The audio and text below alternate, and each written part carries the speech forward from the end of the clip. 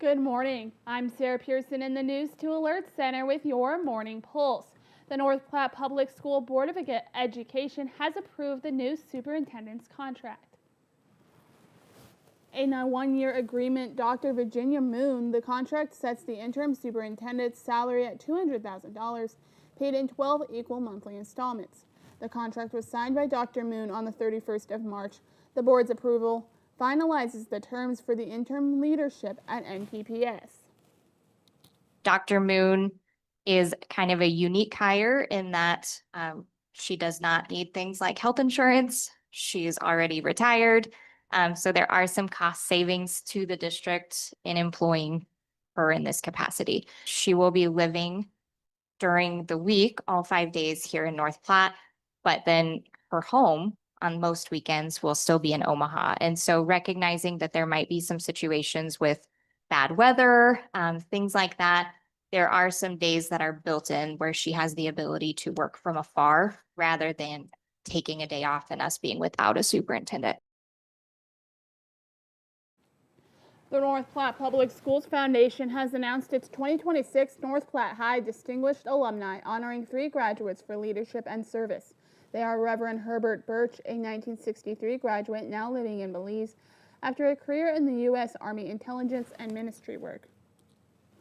Bishop Craig Loya, a 1995 graduate and bishop of the Episcopal Diocese of Minnesota through years of service and leadership. Loya was elected bishop of the Diocese of Minnesota in 2020, where he continued to guide congregations and communities with a focus on faith, inclusion, and service. And Tad Hannenborg, a 1998 graduate known for building youth sports programs and investing in local businesses. The honorees will be recognized during the Foundation's Evening of Excellence on July 24th.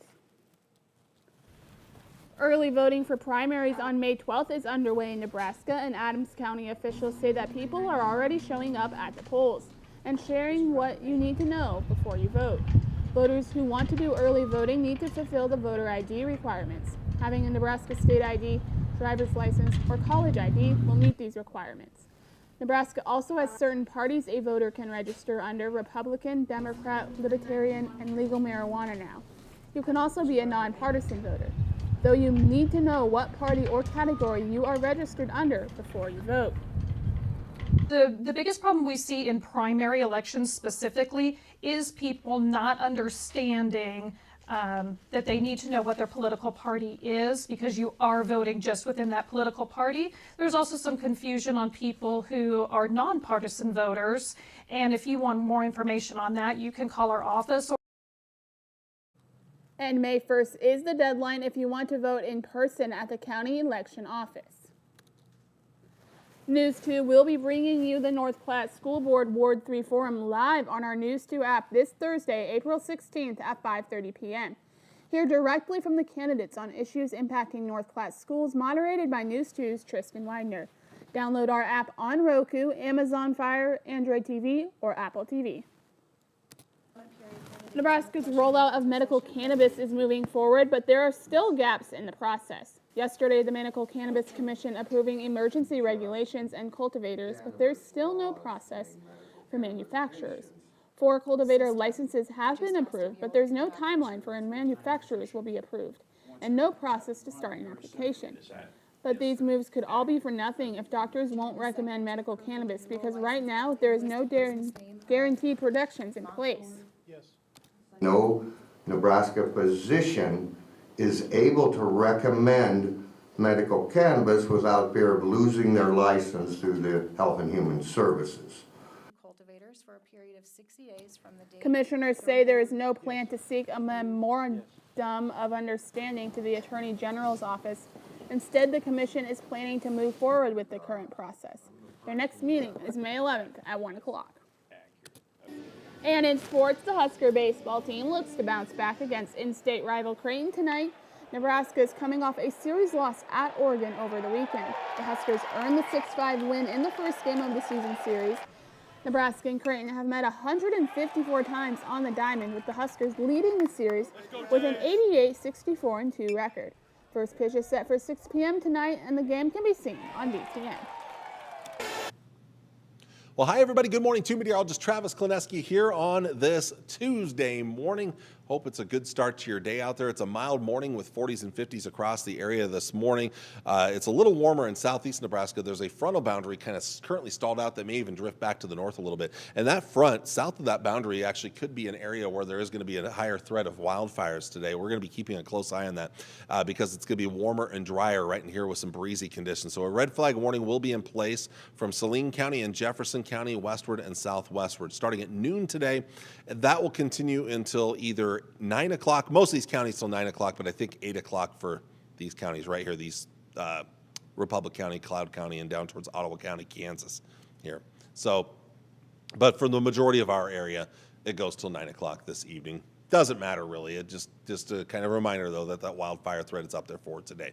So looking at things again, you got that frontal boundary here over southeastern parts of the area. It's right in here. And you can see the counterclockwise rotation, kind of a weak area of low pressure right there. So you got these southerly and southwesterly winds. This is going to be warm, dry air here, and then cooler air to the north of that boundary here. The coolest air is going to be under these clouds today. A little light rain, but our chances of rain today, not great before supper time. Most of it will be to the northwest. There might be something very isolated that pops up, but a lot of models are really holding back on a real decent chance of any rainfall for our area before 6 o'clock for most of us anyway. But that front, kind of sitting right about here, kind of drifted back to the north closer to Highway 6 by later today here. So the winds could be kind of variable around the Tri-Cities. We could see maybe an east wind here, but more of a west wind here. But again, it's these southern areas where that higher fire threat is going to be right in here. As we get into the evening hours, a few isolated showers and thunderstorms. These are going to be very hit or miss. A lot more miss than hit, I think, in my judgment here. The best chance of rain, it's likely to be here over these areas. We're out to watch these areas for some severe weather. I think eastern Nebraska, the best chance of severe storms. There's still a chance of rain and isolated thunderstorms overnight tonight, but by tomorrow morning, we're just talking about mostly just plain rain and maybe a couple of weak thunder showers here. Those will exit on out of here tomorrow afternoon. Tomorrow night looks pretty quiet heading into Thursday morning, where we're going to see some heat build in temporarily between systems. Thursday is going to be a warmer day, and eventually those winds are going to kick in as well. So severe weather-wise, and there will be a new update that comes out from the Storm Prediction Center here at about 8 o'clock this morning. They've got the majority of our area in this general outlook area, which basically means non-severe thunderstorms. And again, this does not mean it's going to be widespread. This is still going to be very hit or miss, so a large part of our area is not going to see moisture later today and into this evening, overnight tonight. But if something fires up, maybe some small hail, some gusty winds. If there's severe weather, better chances off to our east. The best chance is going to be well to our east, over there in eastern Iowa, northern Illinois, southern Wisconsin. And in fact, we'll talk more about that regional outlook in just a bit. Tomorrow, non-severe thunder showers at best for eastern and northeastern parts of the area. It's probably accounting for more lightning than anything. I don't think we'll see a whole lot there. Chances of severe weather will mostly be off to our east. And then nothing really for Thursday here, so we're going to skip that graphic there since I didn't actually update the graphic. But here's the look at the more regional outlook for today. And again, we're going to be looking to our east and southeast, kind of similar to yesterday. Yesterday, there were several tornadoes here southwest of Kansas City, kind of right in here. And then there were a few up here to the north as well. Well, today, it's this area. Same area is kind of under the target, but again, the highest threat is going to be eastern Iowa, northern Illinois, southern parts of Wisconsin. Tomorrow, again, the threat, kind of those same areas to our east and to our southeast. But I do want to show you something when it comes to Friday. So I'm going to go into, I'm going to switch modes here. I'm going to show you, I'm going to take you to the Storm Prediction Center's website here. We're going to switch over to this right here. This is day 4, a day 4 outlook. If you already got that orange on day 4, you're probably talking about a pretty good chance of severe weather. We're going to be on the edge of it again. Again, better chances east and southeast of us, but once again, the threat of severe weather here, and we'll be right on the edge of it once again here. So That's kind of the way things have been shaping up so far this spring as we've been on the edge of these severe weather chances, and they've had a lot more to our east and southeast, which, again, it's kind of good that we're avoiding the severe weather, but it's a bad thing because we're avoiding the rainfall too, and we're not getting a ton of rain in our area here. Well, let's go to temperatures for today. It's going to be still warm today, but there's going to be more of a range in temperatures. Yesterday it was mostly 80s to near 90 degrees. Today it's 60s, 70s, and 80s. Could see some upper 80s in southeast Nebraska, and again, this is where it's going to be warm and dry, lower relative humidity, breezy winds, so that's why we have that wildfire threat for today. 40s and 50s overnight tonight, maybe still a few 60s in southeast Nebraska. Tomorrow, more uniform temperatures out there. We're going to be mostly in the 70s, mostly mid and upper 70s for highs on your Wednesday. Wednesday night into Thursday morning, it's mostly 40s for lows, maybe a few upper 30s out west. Maybe a few that stay closer to 50 degrees out there. And then we're going to see temperatures come up on Thursday. We are going to see be between systems. Thursday, it's going to heat up once again. This is pretty comparable to yesterday. Mid and upper 80s to near 90 degrees. So you're going to be sweating it out a little bit more. The winds are going to pick up later in the day as well in advance of the approaching storm system that's going to come in for the end of the week and a cold front that's going to come through. In fact, look what's coming here now. This is Thursday night into Friday morning. So by Friday morning, we're still pretty mild on the front end of that system in the 50s and 60s. On the back end, look how quickly it drops from the 40s into the 30s and 20s. So we're going to see a wide range in temperatures as what looks to be a classic spring system impacts our area. There will be a lot of warmth on the front end of it. On the back end of it, much cooler temperatures out there, and of course those classic spring systems. When you get a wider range in temperatures like that, you're usually going to get some wind. Yeah, you're going to get some wind with the system as well. We've already talked about the severe weather outlook for day 4, which kind of included these areas here where it'll be a little bit warmer. Now, notice also my numbers don't match with my colors very well. Usually when you get this kind of orange, you're looking at a lot of 80s here. So the numbers are driven from a different forecast model this far out than my colors are. So forecast models are not all in agreement with exactly how cold or warm it's going to be on Friday. So there's a chance we could be warmer for a larger part of our area. The warmer it is, if it's this green here, or sorry, this orange here, there's a larger part of our area that's going to be under the gun for some severe weather. If it matches more of these numbers, more of your severe weather is just going to be right in here. Okay, so keep in mind that this isn't certainly a guarantee yet this far out. Before we get to the extended outlook, actually we'll go to the extended outlook first, and then we'll talk about those long-range models here. So again, we got the chance of rain and isolated thunderstorms tonight, late this evening, overnight tonight, early tomorrow morning. Temperature still warm the next couple of days, but then really heating up on Thursday. We'll get some wind with that as well. Here comes the cooler weather for Friday and Saturday, which does include some rain. Friday night into Saturday morning, it doesn't look like a long-lasting system right now, and this might even sneak in a little snow as it gets colder. And I do want to mention there is the chance that we'll see parts of our area under at least a frost advisory, if not a freeze warning in some spots out there. Lots of wind. I think Friday's going to be the worst of the wind on the backside of that system there. So Friday's going to be a windy day out there. As quick as we cool down, we are heating right back up Sunday and Monday back up into the 80s. And in fact, most of next week looks warm. We are going to be watching a system further into the week that may be our next potential moisture chance and maybe severe weather chance down the road. North Platte, slightly better chance than the Tri-Cities of seeing rainfall and thunderstorms this evening and overnight tonight, some of which may linger into tomorrow morning. Cooler but still above average in the 70s the next couple of days. Then we heat up into the 80s on Thursday. And then here comes that system. Much cooler weather, especially at night, those chillier conditions and a chance of some light rain in the afternoon, maybe some snow mixed in by Friday night into Saturday morning.